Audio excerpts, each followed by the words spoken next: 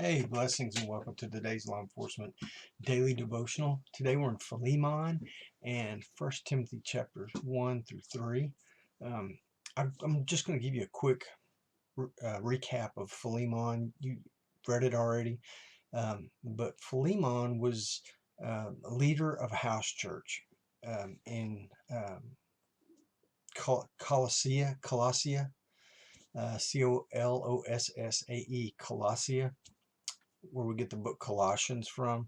But so he was the leader of this house church, and I had a seminary professor that told us that he thought the book of Philemon should have been First Colossians, and that the book of Colossians should have actually been Second Colossians.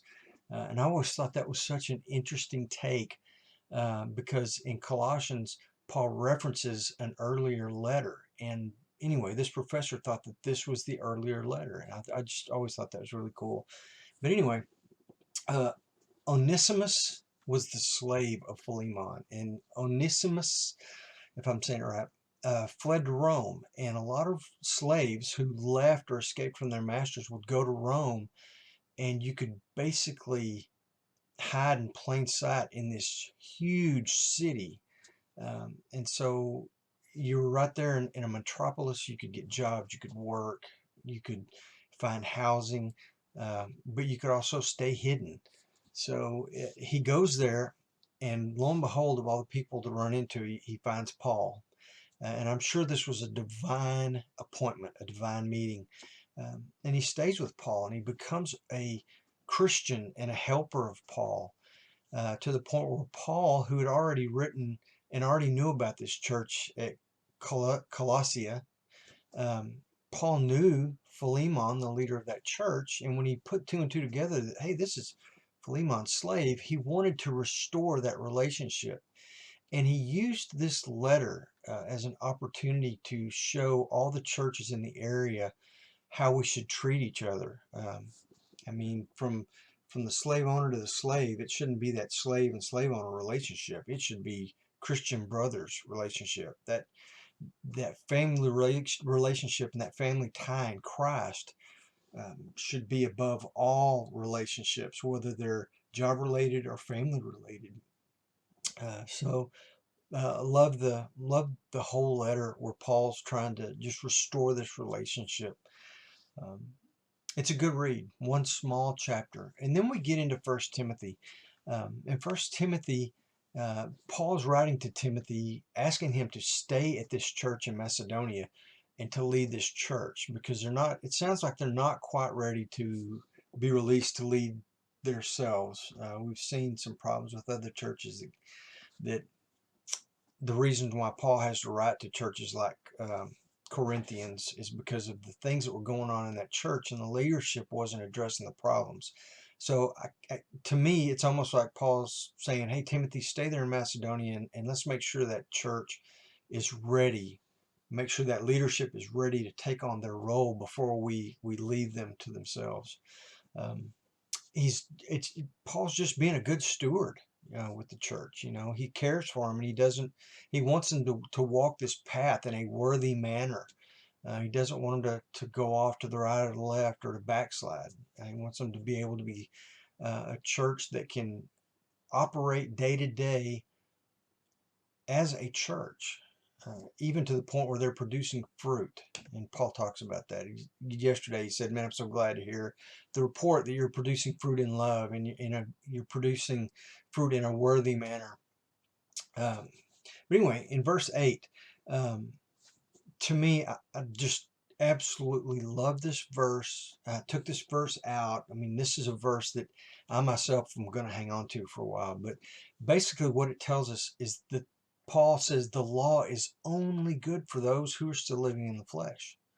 If you're not living in the flesh, if you're living in the spirit, if you're living under the umbrella of Jesus's grace, because you've come to a saving knowledge of Jesus Christ, you're under grace. You're no longer under law. And we've talked about this for months, in this battle between the spirit and the flesh. But the law is only good if you're living in the flesh, because the law points out the sin or discrepancies or wrongdoing that happen while we're in the flesh. The law addresses those, and that's what the law was made for. But once you move out of the flesh into the spirit, you have no need for the law any longer because you're not living in the flesh. Yes, we still have those struggles, and we still lose battles to the flesh, where the flesh comes out victorious because we've done something that we know we shouldn't have done. But those, as we continue on this journey, become few and far between. We try through practice, and we become successful in the spirit when we fight that battle every single day. The best warriors in a war are the ones with the most experience. Um, the best warriors at this Christian war in the flesh versus the spirit are the ones who've been doing it longer and have that experience of battling that flesh, and they learn tricks that you can do in your spirit to defeat the flesh. And I didn't even mean to go here, but it made me think of this book I read called Every Man's Battle. And one of the things was you bounce your eyes. If you see something that in the flesh looks really good and you want to gaze on it or stare a little bit longer or take an extra look at, you learn to bounce your eyes and bounce somewhere else, and you don't gaze upon something that you're not even supposed to be looking at. But just tips and tricks that you can use in your spirit to defeat the flesh. Like, nope, not going to look at that.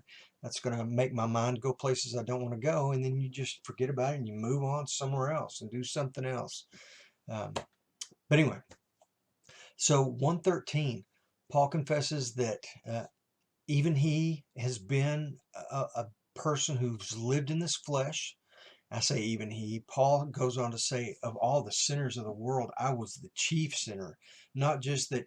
And Paul also saying, no, Paul says, I was the greatest sinner of all. I went out and tried to kill Christians. So Paul admits and tells us all, very transparent, I was in the flesh as well. I don't live in the flesh anymore. I'm no longer under law because law is only for flesh, but I'm under grace. I'm under Christ. I live in the Spirit. And that's what Paul tells us here in 13 and 15. And then in verse 18, as he's talking to Timothy, and he's trying to relate this information to Timothy, give him more knowledge and understanding.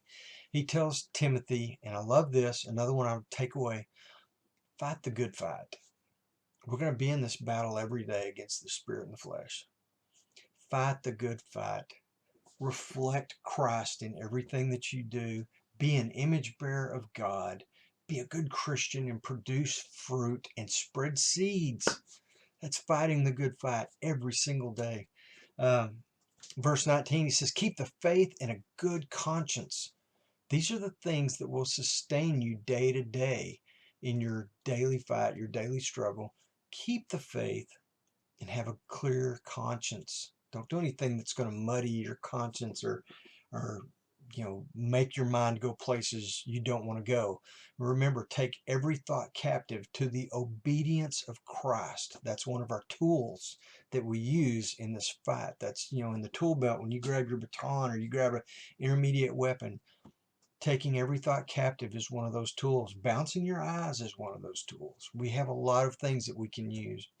And then 2:4, I've run over, but this is a good LEO verse I want to leave you with.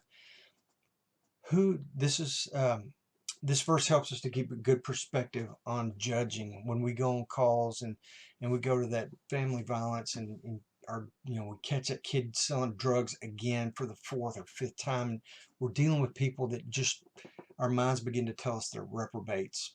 We can't go there. We can't judge them. God, who wants all people to be saved and come to a knowledge of the truth. Remember, we're all God's children.